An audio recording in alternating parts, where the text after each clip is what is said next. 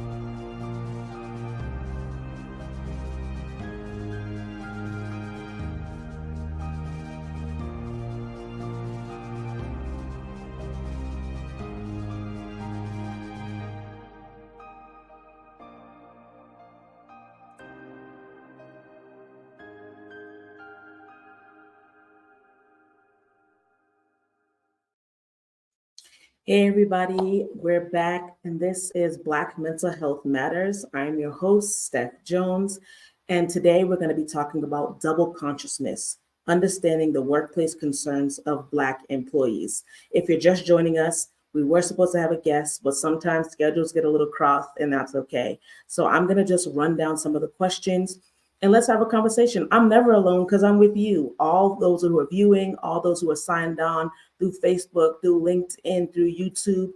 Come on, let's interact, let's talk. So, double consciousness, it means having two mindsets or having to walk in two worlds. And that is the plight of a lot of Black employees, especially in corporate America.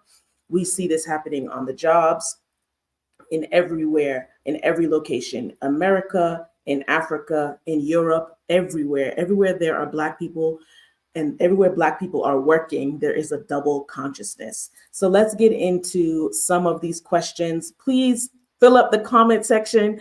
I want to hear your own experiences, ask questions, and I'll put some of the comments on the screen so we can interact. All right, so firstly, we'll just give the overview, like what is the current climate of the workplace? That's a question for you, and that's a question I'm going to answer too. Personally, I would say the current climate of the workplace is very stressed, right? Especially after the pandemic, we see a lot of people being burnt out, overworked, underpaid, not appreciated. It's just a lot of things going on. So much to the point where a lot of people decided to quit corporate America and go into business for themselves. The entrepreneurial boom that happened in the pandemic stemmed from a lot of bad climates happening in the workplace. Put in the chat what the workplace climate is for you, or what do you think it is right now? Overall, it's just not looking too good. If we're focusing just on America, right, it's not looking too good. People are very stressed. Usually you have a 5-day work week. Typical hours are 9 to 5. So from 9 a.m. to 5 p.m., you're working. You have a 1-hour lunch break, sometimes 15-minute breaks or a 30-minute lunch break. You're working at your desk, you're either sitting down all the time. If you're in education, you're with your students all the time. You have a planning period. There's just a lot of things going on, right? There's a lot of stress. We see in other countries, they take breaks. When they go on lunch, they take a siesta. They go home, they're with their families. So it depends on where you are, which determines what your climate is in the workplace, right? I'm from America, currently residing in South Africa. The workplace can be a difficult place to navigate, especially as a Black person. Sometimes you feel you have to work twice as hard, three times as hard, four times as hard, five times as hard, because there is so much going on. You don't feel like you can be yourself. Sometimes you don't feel accepted.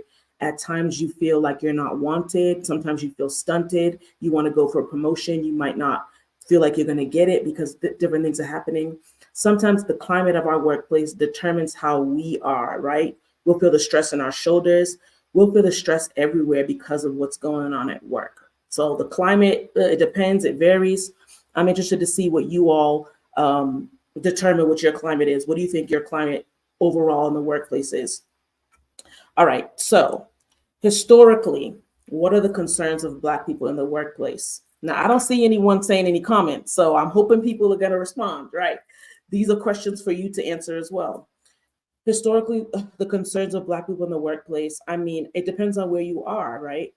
So in America, in Africa, in Europe, in different places where Black people were once slaves or once enslaved or once seen as the lower class, now having this class entered into the workplace can be very difficult, right? Some of the struggles I was talking about, the climate. Historically, Black people in the workplace have been underpaid, overworked, really sometimes cut out of getting some of the deals and benefits of the workplace. It can be very violent at times. Some people who don't want you in the workplace will make your job very difficult, will sabotage projects, will delete files. There are different things that go on, right?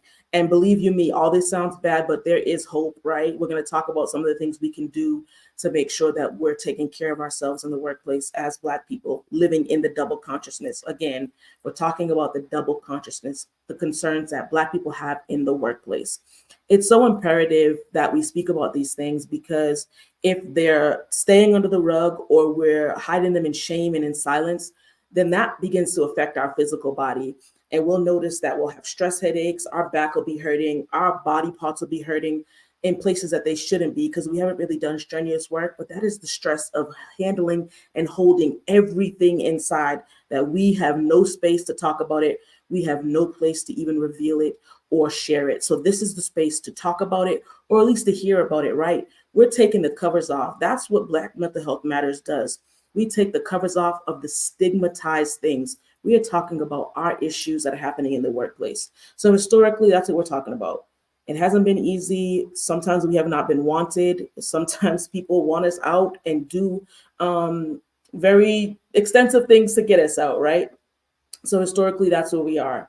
We're just coming into the workplace. We're just seeing a huge influx of CEOs. That was never a thing. Black CEOs, Black heads of companies. That was never a thing, right? We were really reduced to maybe like admin or clerical duties, janitorial duties and things like that. We were never really at the heads of companies. So that's kind of some of that historical stuff. So we are working up from there. There has been such a great influx of Black CEOs and company owners and presidents and heads of companies. It's amazing and it's awesome, right? We have come such a far way. Honestly, in the workplace, though, those who were in upper levels, the C-suite, you know that the higher you go, the more difficult it is to navigate that scene. So that's why we have to make sure that we're doing our due diligence to practice good self-care, to see our therapist, to have a good support group, because the higher we go up, the less of us that we see. That's historically. When we go high up in a company, there is not a big influx of, when we look around, we don't see a bunch of us who look alike, right? We're around different people, and that can be difficult navigating a space on our own, right? So that's our historical concept. I do want to talk about code switching, right, in the workplace, because that is also something that we always do as well. And if anyone doesn't know what code switching is, you might not, and that's okay. Code switching is having to put on a different persona, a different facade to fit in with a different group. And so if you talk a certain way at home with your friends, at work, you're not going to talk like that. Your speech will be a little more clipped. It'll be a little more proper. You'll use full sentences, properly conjugated sentences, grammatically correct sentences. Punctuation will be in place. Like, you switch your code based on where you are. And at times, that's what increases the double consciousness, right? Where if I'm outside, if you're outside, if you're a Black employee, no matter your level, from the president all the way down to the admin, right? If you're in your job, you have to put on a mask and you have to put on a different persona. You really can't be your full self, because corporate America might not accept the full you in all that you bring, in all of your upbringing. It might not accept the full you. So you have to now don a different way of being. It's code switching, and it causes harm in a way, right? Some people navigate it beautifully, right? You can just flip a switch and you're there. Others struggle because you feel like you're not being authentic. And depending on your workplace and how strenuous your job is, or if you're speaking to other CEOs, other presidents, other higher ups in companies, if you're talking to UN nationals, if you're talking to different people in politics, you might feel like you really have to code switch. You have to show that you have acclimated yourself to the culture that's being presented. I've heard the argument against code switching, that people should be accepting you however you are, in whatever space you are, in the ways that you show up, in your full capacity in what you bring. And sometimes when people do that, it's looked at as negatively, right? That if you bring your full self, you want that promotion, you might not get it, because they're thinking, oh, this person is not professional enough. This person doesn't have exactly what we want. I want to pause here and just say, if you're just joining, hey to you. This is Black Mental Health Matters, and we are discussing double consciousness, understanding the workplace concerns of Black employees. We've talked about it from a historical standpoint. We've talked about the major concerns that are happening now across the diaspora, across everybody. And now we're talking about how code switching can work for you. And I've heard the argument against it. It can be difficult to navigate code switching because there is a part of you, a big part of you, that feels like you're not being true to yourself and true to what you bring, right? And so we have to be cautious and careful that we don't lose ourselves in code switching, that we know that it's just for a time, and it's just how our society is. It is a necessary thing that we have to do. Now, if you decide not to code switch, more power to you, good for you, and it works out for some people because you make people accept you. And I feel like that could be the remedy. If we all just stop code switching. Now, wait, please don't go to work when Monday comes and say, oh, Steph Jones told me to come up and show up. You have to read the climate of your establishment, your job, your place of employment, right? You know when it's time to code switch, and you know when it's not.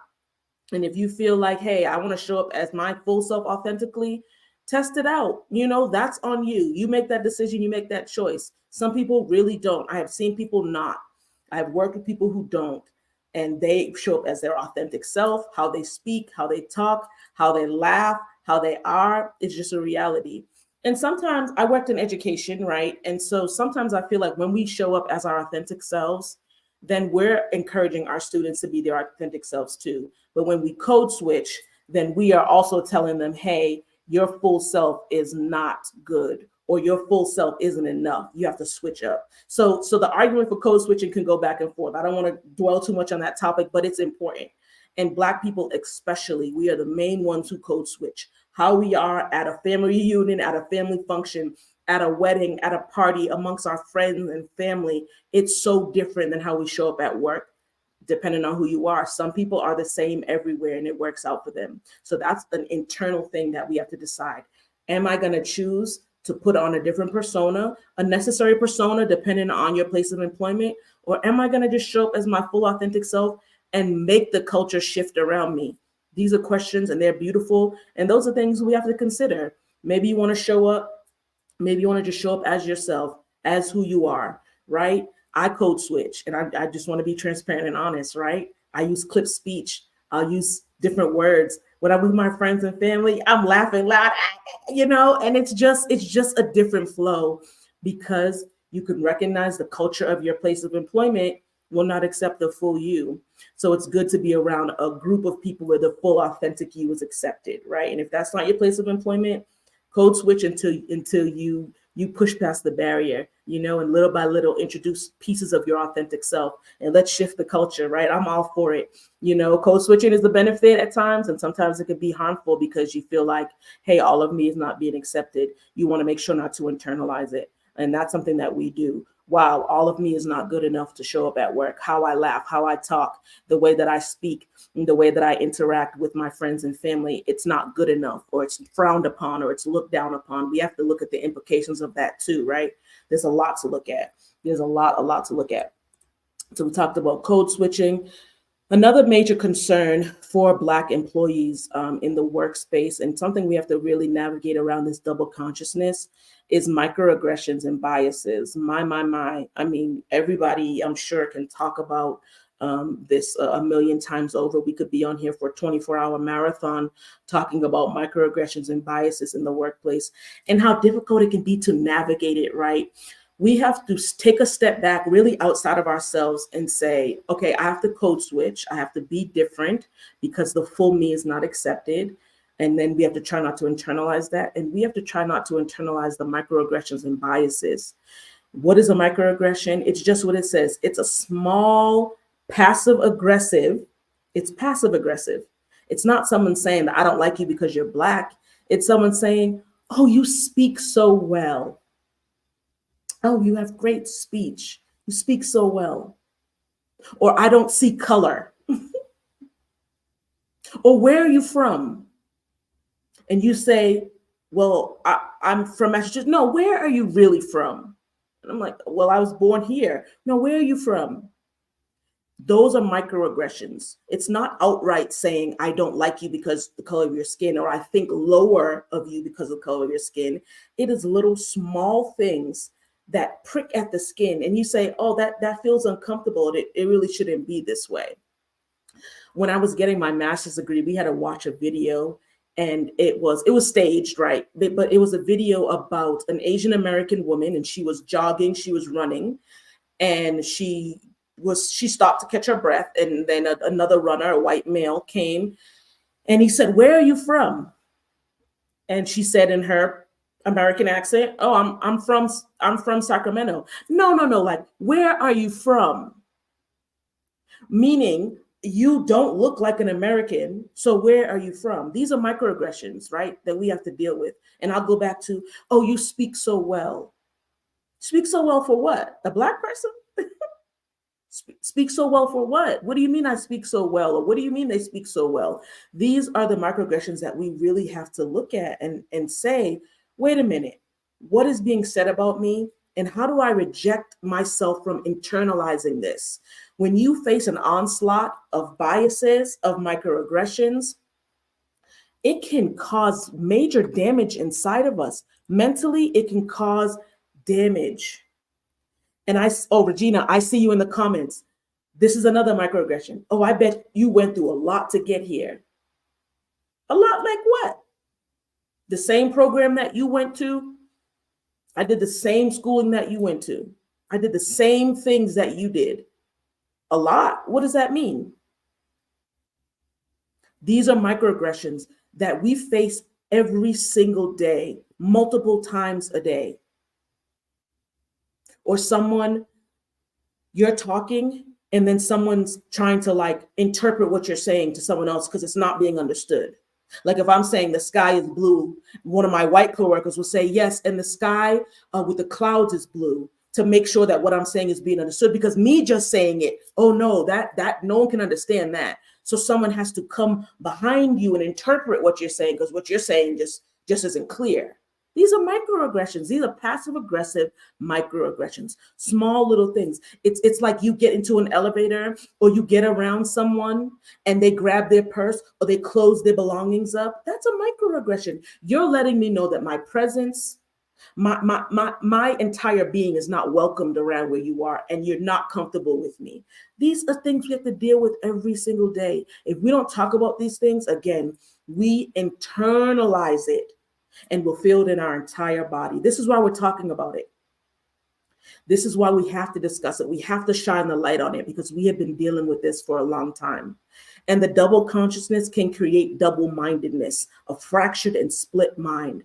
that I am forgetting who I am because I have to deal with the onslaughts of microaggressions and biases. Oh, how did you get this job? These are questions I've been asked, and I know others have been too. How did you get this job? Oh, did they make an exception for you to be here? Or how did you get? These are biases. These are microaggressions. These are questions to make you feel like you don't belong. We really don't want you here. And there must have been some affirmative action like thing that happened for you to get in here. Not our own credentials, not our own merits, not that we spent 3 years of a grueling master's program, not that we went and got our PhDs, not any of that, not that we read all the books, not that we did all the dissertations, not all of that, but it had to be because people were feeling bad for us. Like, we have to talk about these things because this is exactly what we experience and go through. These microaggressions that we feel every day. And let me be very clear and honest. It's not the microaggression that is the issue. It is not responding to the microaggression in an aggressive way. Oh, I believe in responding to it, and I believe in calling people out on it. I don't believe that we should just let it slide and just say, oh, whatever, they didn't mean it. No, they meant it how they said it. And how do we want to handle it to make sure that we're not internalizing it? To make sure that we're not just packing it on and on and on, and it's damaging us. It's not damaging them, it's damaging us. So I believe in addressing it in a healthy way, whether that's through HR, through your next boss up, through your supervisor, through your department head, through your manager, speaking to them, and then making sure that there's some type of mediation between the offender and you. We have to talk about these things. We've let these things slide by too long, and all the microaggressions and biases they're sitting on our shoulders, and they're weighing us down, and we're wondering why our bodies are falling apart. What happens in the mental comes out in the physical. Is just a reality, right? Biases. You know that someone doesn't want you to get a promotion, not because, oh, you don't have the credentials, not because you can't do the work, but just because you are a Black employee. And the mindset of them is that you will not be capable. That no matter if you went to school for 10 to 15 years, you're not capable of doing it. We have to deal with that. We have to deal with the sabotage. With people saying, hey, girl. Oh, that's right. Wait a minute. Assuming that all Black people speak like that or want to be spoken to like that. We got to talk about this stuff. Hey, I know that's right. Hold on a minute. Why would you assume that just because I'm Black or just because you're Black that we want to be spoken to in that? That's language we use with our friends, our family, and some of us don't use it. Being Black isn't a monolith. We're not just one way. Some people speak in a more relaxed way. Some people never do, and that's okay.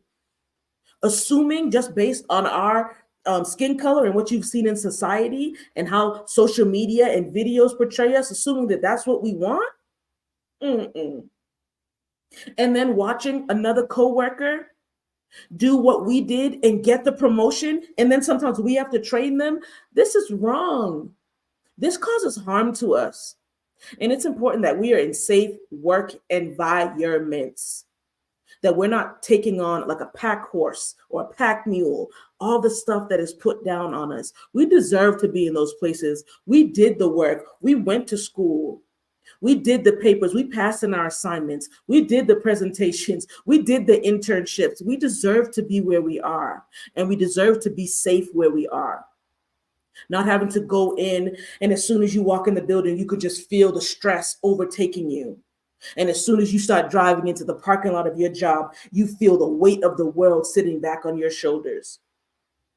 And you have to take a moment to breathe and meditate 10 to 15 minutes before you start, because you know the nonsense that is going to happen. We don't have to deal with that. We need to address these microaggressions. We need to address these biases, because it's not right that they are happening and they are just not being addressed or spoken about. The time is over for that. That if we notice someone is doing something, and I want to be honest too, this is no excuse to anyone, but based on how you were raised and how your family taught you and what your family taught you about Black people, I'm talking to those outside of the Black race, what you were taught and how you were raised really determines how you interact with your Black coworkers. And so it's important that we all take on the responsibility of making a safe environment for all, not just for one race of people or one group of people, that we're aware. We'll talk about that later, what we can do to be aware. Everybody working together to be aware, to not put the burden just on one group of people, because we've been taking the burden for a long time and it's not fair and it's not right. I'm just checking some of the comments. Come on, Regina, you're doing it. I don't need anyone speaking for me. Exactly. Don't need anyone speaking for me. And let's not pretend only the older generation does this, right? The younger generation does this too. It's unfortunate. And don't be black and young. Don't be a black employee and under 40, under 25. Oh, the biases and microaggressions are mounted to the sky. There's a lot that we have to deal with. And what's good for the goose has to be good for the gander. What does that mean, Steph? That means if my white counterpart does it and gets away with it and is able to do it, I would like to do it too. And if my work is assessed in a certain way, my work should be assessed. Your work should be assessed in the same way that everybody's is. There should not be a separate assessment tool just because someone's black. Or a problem should not be blown up if no one else's is. There's so much that we deal with in the workspace. And some people don't even realize that they're doing microaggressions or being biased because that's just their normal way of living. So when we take the responsibility, and the responsibility is on us to bring it up, for sure, to make sure that it's not under the rug. If the offense happens to us, then it becomes our responsibility to make sure that someone knows, hey, let me make you aware. Awareness is key. Let me make you aware that you did this and it made me feel very uncomfortable. And that person might not even know that they did it. I'm being honest. Again, that's what I was saying about not making an excuse. Some people know. But if it's your way of living and you've lived like this for 55 years, 45 years, you might not even recognize what you're doing. So it's important, it's imperative that we, who the microaggressions and biases, the things that are happening to us, we have to make sure that we speak up about it. We've just shoveled it, or we share it with our friends and family and we let them know. But we need to let our places of employment know so that we don't have to sit with this anymore. It is important. It is imperative because we're waiting 10 to 15 years for a promotion and other people are coming in and being elevated immediately. We have the same skill, the same knowledge. Sometimes we work harder. Come on, this isn't right. We have to talk about this stuff. We have to make sure that we're okay, right? We have to make sure that we're okay. Now, I was talking about this earlier. What are some of the ways that Black employees have to prepare mentally for the workplace? And the fact that we have to do such an extensive preparation period is pretty sad. We know that when we walk into the workplace, that something unfortunately is going to happen. We've seen it before. This isn't being negative. This is being a realist. This is the reality of where we are. That the culture and the climate of the workspace can be very unsafe for Black employees. The culture isn't set up for Black employees. The climate isn't set up for Black employees. The policies, the procedures, the method of operation is not set up sometimes for Black employees. So it is important that we recognize, is this space safe for me? Is this a safe space? That's the first thing we can do to mentally prepare, right? Am I walking into a safe space? And I believe that there are safe spaces for Black employees. It's just sometimes we don't want to move from where we are. We get comfortable and then we get used to how we're treated. Or we get used to it. It's just going to roll off my back. It's just another thing that happened. It's just another comment that was made. It's just another gesture that was done. It's just another policy that was created or another write-up given to me unjustly or unfairly. And we get used to it and we normalize the behavior. And what do we say? We say, you know what? I'm just gonna push through. I'm just gonna push through to my next vacation or my next day off. I'm just going to grin and bear it. I'm just going to buckle down. I'm just going to put my head down and face the storm. We don't have to do that because, again, that hurts us. That internalizes in us. and we see it in our daily walk, how we treat our children, how we treat our spouses, how we interact with our family. All that begins to bubble up and come out with how we're keeping everything in. So some of the ways you can prepare for the workplace mentally, right? Some people can't leave their job, right? I want to make that disclaimer as well. You know when it's time to go, and you know if the space is not safe for you anymore. You can feel it in your mind, body, and spirit. You can feel it in every part of your being, right? You know if you need to take the next steps to leave, but what if you can't leave? What if you cannot leave your place of employment? Then we need to start speaking about that workplace wellness, right? Where you create a sanctuary in your office, in your quiet place, where you can go to take your deep breaths, to unload, to meditate, to prepare mentally is meaning that you want to make sure that you are entering your place of employment in the best space possible. If that means listening to worship music on the way, meditation music on the way into work, if that means if you're on the train, if you're commuting, if that means putting in your headphones and listening to a positive podcast, if that means putting in your headphones and talking to someone who you know is going to give you that energy that you need. There are many different ways that we can make sure that we're mentally prepared, because we want to put our best foot forward and we want to make sure that we're not experiencing burnout. That is the main thing. We have to make sure that we're not experiencing burnout, because when you're fighting and you're in the double consciousness, you're doing double the work. I want to make that correlation. Double consciousness. How do we understand the workplace concerns of Black employees? We look at it as, I have to do double duty now. I am this way. I also have to be this way. I also have to look at it from this side and this side. It's like two employees in one body doing double the work. So double the work with not enough self-care poured back into us. It is the recipe. You stir that up and you bake that, and you have burnout 101, 102, 103. You have burnout all the way. And we see that in the ways that we show up. So we want to make sure that we're doing self-care before work, at work, and after work, like a nice sandwich.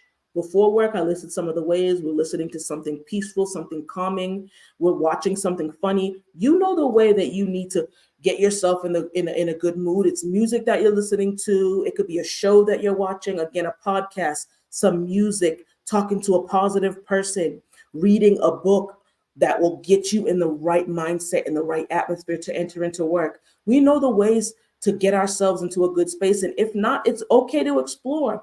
Based on all the things I listed, if you're not sure of what to do or how to engage in positive self-care, then take some of the ways that I've listed and try them out. What works for you might not work for someone else. Take your deep breaths. Now, breathing is for everybody. If you can breathe, you can calm down. Do your breathing exercises. Your breaths. You want to take your breaths. Because sometimes in these stressful work environments, especially as Black employees, we're holding our breath, we're clenching our fists, our shoulders are tight, we're tense, we don't breathe. That's something you could quickly do at your desk. That's something you could do at your desk. Breathing in and out. Something's mounting up. There's some injustice that just happened. You just got slighted again. Or microaggression occurred, or a bias occurred, or someone said something off-colored or off-handed. You get into your quiet space and you take your deep breaths and you be aware of how you are. No one controls our emotions but us. We don't let our circumstances, our atmosphere, our current places of being, our stressful work environments, we don't let those things be the puppet strings that pull our emotions up and down and all around. We're making sure that we're mentally preparing. We're in that mental gym. We're doing those mental exercises so that we can make sure that when we step into our place of employment, we're putting our best foot forward. I want to say this too. How do we mentally prepare for the workplace? We don't always have to be the comedic relief. We don't always have to be the one making people laugh. We don't always have to be the problem solver. Right? Black people, Black employees, we will take on everyone's issues. We want to solve every issue. We're nurturers. We want to help people out. That is something that will weigh us down to the point where we're not able to even do our own job. We don't have to be the court jester.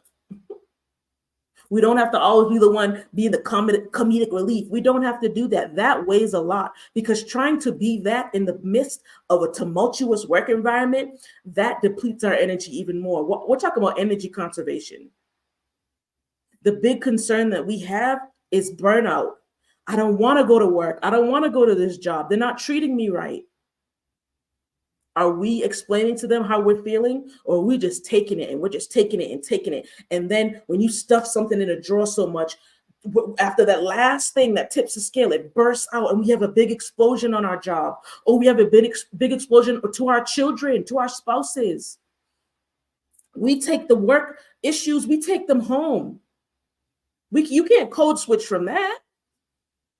You have an issue at work, you weren't able to communicate and let people know how you feel. You could go home, you wonder why you're treating someone a wrong way. You're punishing someone who did nothing to you. But that's because we can only express it in this way. We don't feel comfortable or confident in expressing how we feel in the workplace. This is the time to get in that gym and build up our comfortability and our confidence, that if you've offended me, and no, I don't have to mention every offense, there's going to be some misunderstandings. But if you're doing a microaggression against me, I'm going to mentally prepare myself. I'm going to speak to a trusted confidant. I'm going to do some role play, because I need to get that thing out and off of me, so I am not burdened down with this again.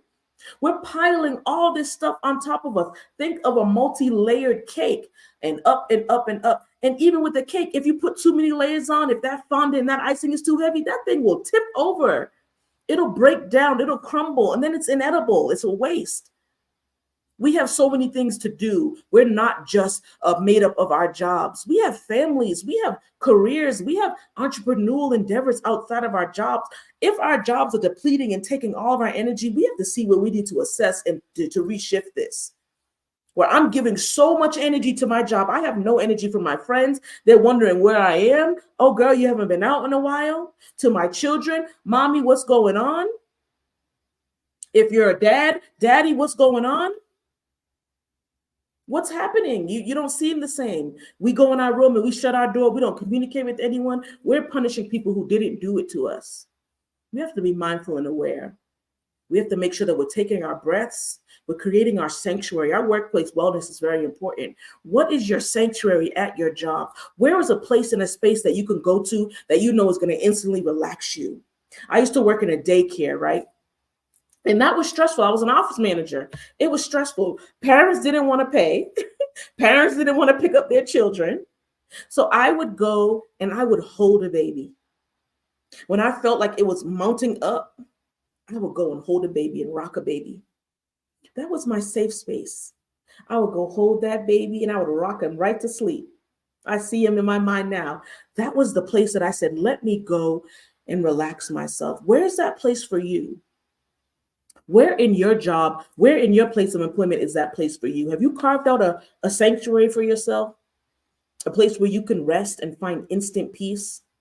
Have you found a confidant, someone in the struggle with you who you can speak to and let them know what's going on? Or do you have to keep all this stuff in and it's going to boil in like a tea kettle?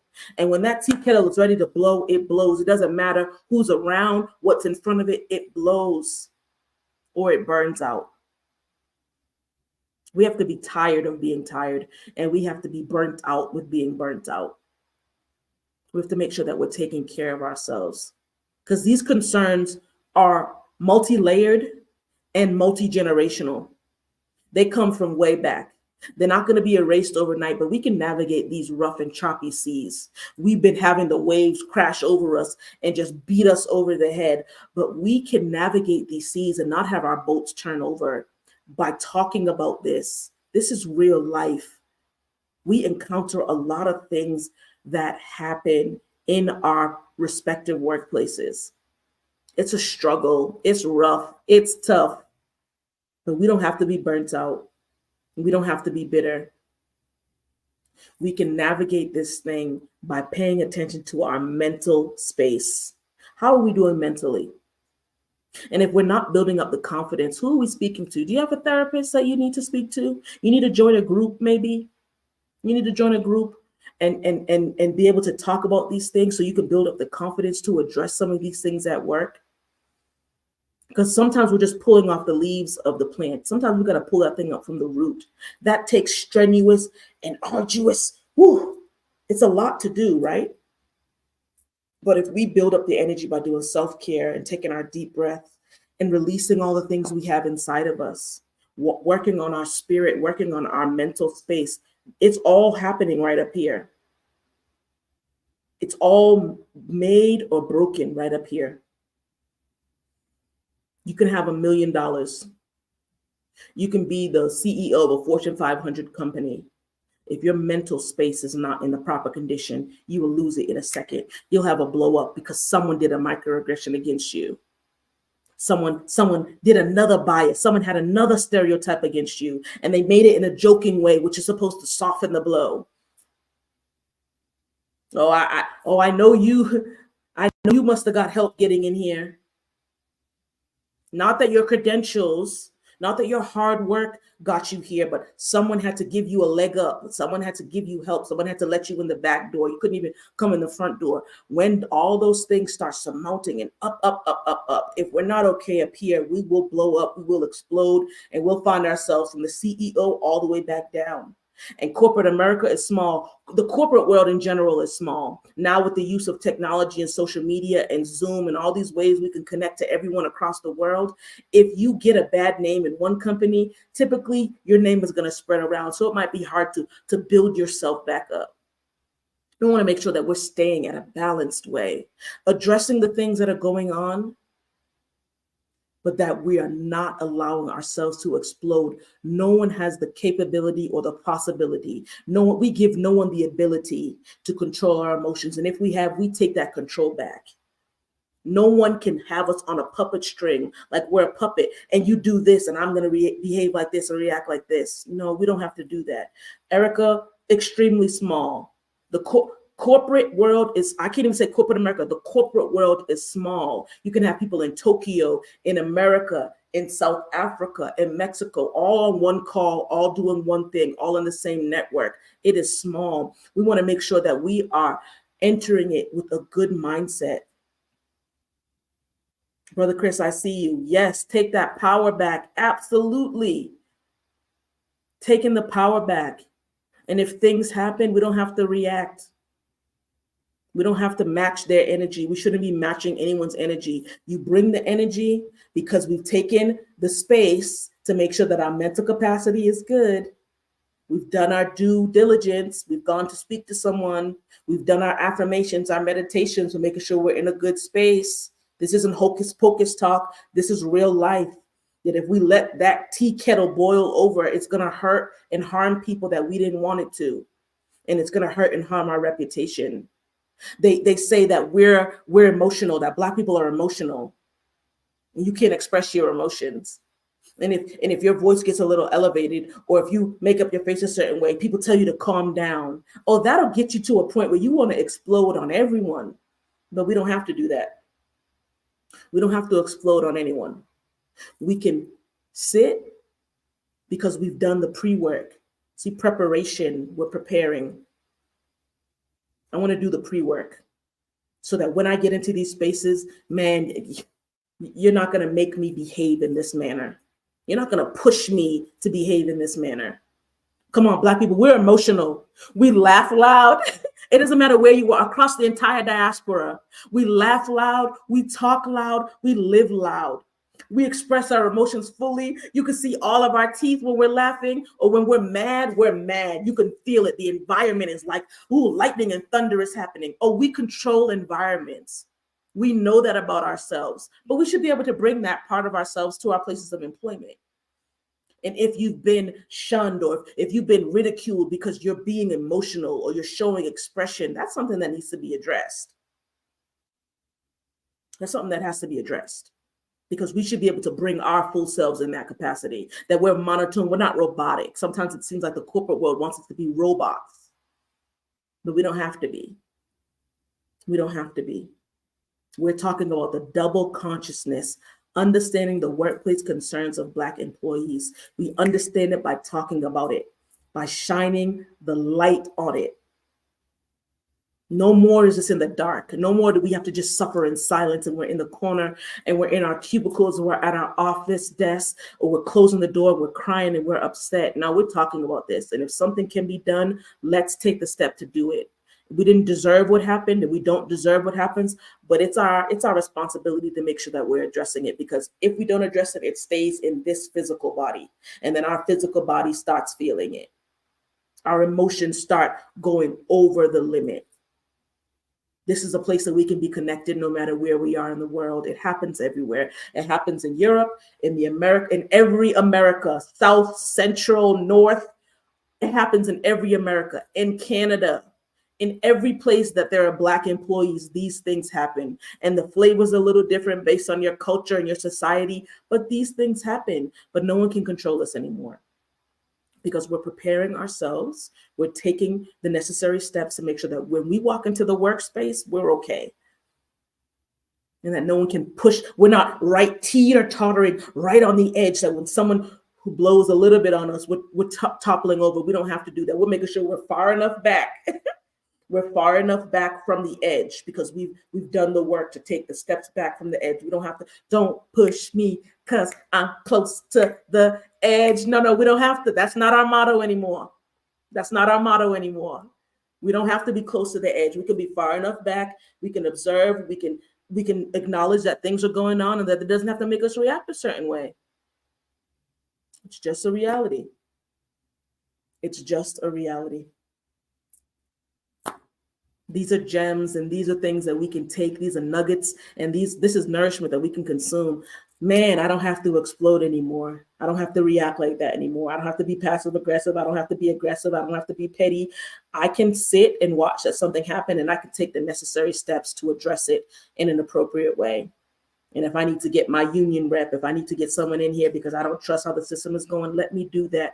Or we're stepping boldly and courageously into our workspaces. We belong there. No one's going to make us feel like we don't. We did the work. I'll list it again. We did the master's program. We did the PhD program. We did the internship. We did our teaching fellowships. We did it all. We did the work. We submitted the dissertation. We did all the papers. We did our PowerPoint presentations. We did our group work. We belong in our spaces. No one can push us out. And even if we feel people are, we belong there. Our feet are planted right there. You can't make me get out, because we've mentally prepared. And no, I belong in this space. I'm going to do my job to the best of my ability. And I'm not going to take these microaggressions and I'm not going to take these biases. We don't have to anymore. We can open our mouth and we can speak up. We can speak up because there's roles that we're expected to play. And I spoke about this a little bit more. I spoke about this a little while ago. There are roles that we're expected to play. This will drain your energy. If you go into your place of employment like you're walking onto a movie set, like you are now an actor in a play, in a movie, in a theatrical performance, your energy is depleted before the afternoon comes. If you have to go in and you have to play a role, what are some of those roles? I mentioned the court jester. They always look to the Black person to be the comedic relief. Like in a meeting, in a PD, in a session, you have to be the one cracking the jokes or bringing the flavor to the meeting. Come on, that's not our position. We want to sit and we want to learn and we want to hear what's being taught, just like everybody else was being shared, just like everyone else. Or the problem solver. When something messes up, you don't want us there in the planning meeting. Oh, but let something mess up. You're calling a Black man, you're calling a Black woman. Oh, can you come fix this? Not realizing that if you had us there from the beginning, problem wouldn't have happened. Issues wouldn't have occurred.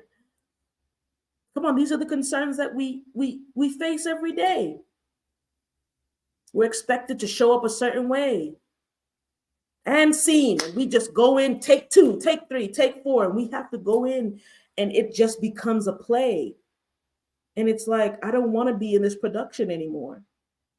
Invite me into the spaces. We can see that Black people are expected to play the role of just taking the back seat. just taking what's handed to you, taking the lower rank. No matter your skill or your mindset, no matter your education level, no matter what you did, they were just expected, hey, everyone else will get it, and then we'll give it off to you. No. We're expected to be the cleanup people. I don't mean the janitors. I mean, if a problem, if an issue, like I said, we're expected to fix it. They want our knowledge and our skill then. They want what we can do then, but they didn't want it before. Come on, we have to be aware of this. We have to say, what actor's role have I put on? What actress's role have I put on as I step into my workplace? And what roles can I now step out of? I don't want to be in this actors guild anymore. I'm going on strike. I don't want to take this role anymore. I don't want to be here anymore. They know that we work hard. They know that we think a lot. We're resourceful. Yes, very resourceful, Regina. They know it, so they'll utilize it just for this small thing and then put us back on the shelf or put us back to the side. No, give us the higher positions so that we can help this company reach the highest level. Don't just call on us as a phone a friend when you're in a crunch or you don't know the answer to something. Invite us into those spaces. Carve out a space for us. We deserve to be there. Make a place for us. Put a place setting for us at the table so we can come in and we can say, hey, you know what? In marketing, we've seen this happen in so many marketing scenarios where a company releases an advertisement with a Black boy with a monkey on his shirt. I know you didn't have any Black people in your marketing team. You couldn't have. Invite us into these spaces so these companies can stop being racially insensitive, culturally ignorant. We talk about the real things. We have to be honest. We have to be true. Invite us in these spaces. We don't want to play this role. The cleanup woman is a woman. We don't want to do that. We don't want to be the cleanup people anymore. We want to be invited into the space. We've been playing this role for too long. We'll make you laugh. We'll make you chuckle. But you won't promote us. You use us for a certain thing. Come on, this is a responsibility for everybody. I'm talking to employers who have Black employees. It is the responsibility to make this space safe and to make sure that you're utilizing those who have the skill. Has nothing to do with the color of our skin. And everything to do with what we have in here, the work that we've put in to make sure that we know what we're doing, that you can feel confident and comfortable in giving us this responsibility because we've earned it and we have the capability to do it. All right, now we're turning the tide. We've talked about all the things that we go through. We've talked about the microaggressions and the biases. We've talked about all these things. How do we find support? I mentioned a few things before. We want to make sure that we are good in here. That again, if we have not built up the confidence to address the things at work with our superiors, with our department heads, with our managers, with HR, with whoever, conflict resolution, with however your company has it set up, with whoever, that we're making sure that we are finding ourselves in spaces to help us build that confidence up. So that could be a group, that could be a one-on-one therapy, that could be a life coach. That could be listening to these lives every week where you're getting the information and the knowledge and you're finding like-minded people in the comment section across social media. Ooh, I'm not going through this alone. Find someone to support you. Don't try to shoulder this burden alone and don't try to go through this alone because we've been trying to do that. And it's not working for us and our bodies are paying for it. So we can find support in how we need to find it. A group is good for someone. Someone might not want a group. So you want your own individual therapist, life coach. You want your own individual support. If you're in a place of worship, go to your pastor. Start speaking to people who you know have your best interests in mind and that you can share and you can show up as your authentic self. You don't need to code switch in these spaces because that's not a safe space. If you feel like you can't bring 110% of yourself, then you'll need support for that support. So find support where you could show up fully, and find support that reassures you that you belong here. This is your space. This is where you are. This is where you should be. It's really important to do that. I'm just going to look and see in the comments. Yep, people are saying that they go to group therapy. Yep. And we reaffirm that we're supposed to be there, that we're not made to feel less than or inadequate. We know we have the skill and the knowledge to be right where we are. No one had to slip us in the back door, open a window so we could climb in. We were able to walk right through the front door with our resumes, with our CVs, with our credentials, and they could say, yes, you do. Yep, you belong here because you did the work. So we need to find that supportive space that allows us to show up 100% of ourselves, 110% if we can, and we can be authentic, we can share, and the goal is to build that confidence that we address what's going on. We don't let anything slide. We've slid in all over the place. We've been dragged all over the place. No more sliding. We're allowing ourselves to take a deep breath. We don't have to address everything in the moment. We don't have to explode, but we're going to address this because I'm not going to be intimidated. I'm not going to be annoyed and interrupted at my place of employment.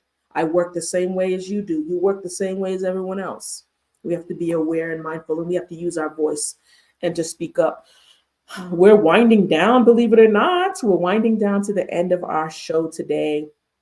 And we want to make sure that we are just discussing what employers can do to assist Black employees. It is imperative that we are culturally not just responsive, sensitive, knowledgeable, that we are understanding that each employee is different. They come from different backgrounds, and even all Black employees are different. How are we creating and cultivating a space that is open to all? So, some corners might be missed, right? It's hard to make accommodations for everybody, but for the majority of people, your place of employment should be a place where people come to feel safe. Know that they're going to be treated justly and that things are going to happen fairly. Know that they're going to be promoted in a way that is fair, that you have a system and you follow it, and you don't do backdoor deals, or you don't make things super hard if one person's going like this and then you make an incline for someone else. Be aware and be conscious of your own biases, of your own microaggressive tendencies. Be aware of your own discriminatory practices and your own ways that you uphold and keep stereotypes going. It is awareness. Be aware of your own racism. We have to be honest here.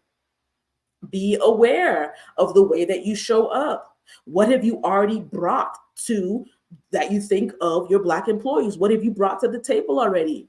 What ways of working do you already see us that we're doing? And that might not be true. Come to us with a blank slate, not what you saw, what you heard, what the music videos told you, or a social media reel that you've been watching. Meet us.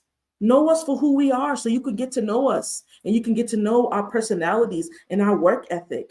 That's the way to break the barrier. Know us for who we are. Strike up a conversation with us. Know our interests. We might not have all the same interests, but we can find some commonalities. Know us. See us for who we are. Recognize us. Let us know that we're more than just employees. We're human beings with feelings, with emotions, with likes, with dislikes, with ups and downs. Find the commonality with your Black employees. I had a professor, I was a grad assistant in my program, and I had a professor that I worked for. And he came to me one day, he pulled up a chair. He's a white man, middle-aged, and he pulled up a chair and he said, Steph, I think I'm racist. And from that conversation, we had such a great dialogue on what it looks like, what it means.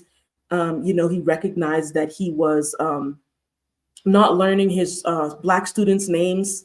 He was not paying attention to them. He was not focusing on them. And so we talked about what that looked like. And one of the suggestions I gave was get to know them, have lunch with them. We were on a college campus, take them out for lunch, meet in the cafeteria. You have to get to know your employees beyond this is employee number so-and-so and so-and-so. Or this is just a person in HR. This is just a person in accounting. Know us for who we are so that you can have a trust with us and not try to stifle our promotions or sabotage what we're doing. Know us for us. Do PDs, do culturally sensitive and culturally aware PDs. It's important and it's imperative that we make a culture that everybody can feel safe in. that we have to talk about some of the hard things. Be courageous. So we have to talk about the hard things to get to the point where we're working in harmony.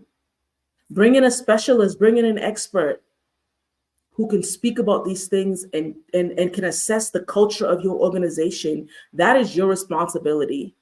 And be mindful of what you've already preconceived about your Black employees, because there's a lot that we're experiencing and going through. It's hard to navigate it in the corporate world.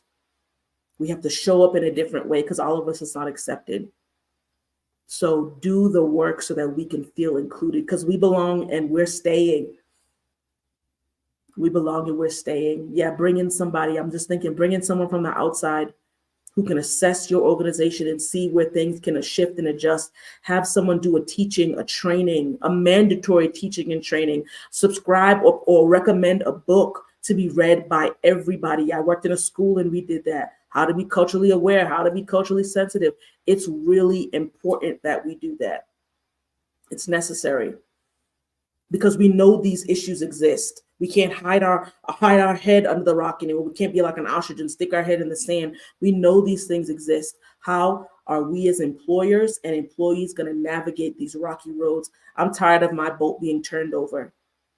And employees, I know you're tired of the high turnover rates of Black employees. Let's do everything in our power to make sure that we are creating spaces where Black employees feel safe. And if things are happening, you want them to feel safe to come and speak to you. It's important and it is imperative. Look, we're at our hour, so this is it. Thank you and blessings to everybody who tuned in live. And for those of you who will watch later on, look, share this with someone you think could really benefit from this. We're not in this alone. We have been discussing the double consciousness, understanding the concerns of Black employees. We've understood it. We've talked about it. We've talked about how to navigate through it and how to overcome it. No one's controlling our puppet strings. No one's making us react in a certain way because we're breathing and we're speaking to someone and we're talking to people and we're letting our emotions out so we don't explode. Because what? We belong where we are. We belong where we are. And we're going to stay where we are. And we're going to stay there in a balanced way. This has been Black Mental Health Matters. Thank you so much for tuning in. We had a great discussion. Thank you for everybody who was in the comment section. And I pray that, we had some healing that came from this, right? That's my sincere hope, that we had some healing and we had some ways that we can have some good gems and that we can navigate through this world. We're going to be here. We have to work. Whoever created work, good for you. We have to work. How do we work in a safe way? And how do we work in a way that it's not damaging our mental, our physical, or our emotional beings? Thank you for tuning in. Catch us on another episode. We appreciate you for being here. Again, share this and follow us on our socials. You can find us everywhere. Black Mental Health Matters, Facebook, YouTube, LinkedIn, Instagram. We are all around. We look forward to seeing you again. Have a great rest of your day wherever you are. Bye.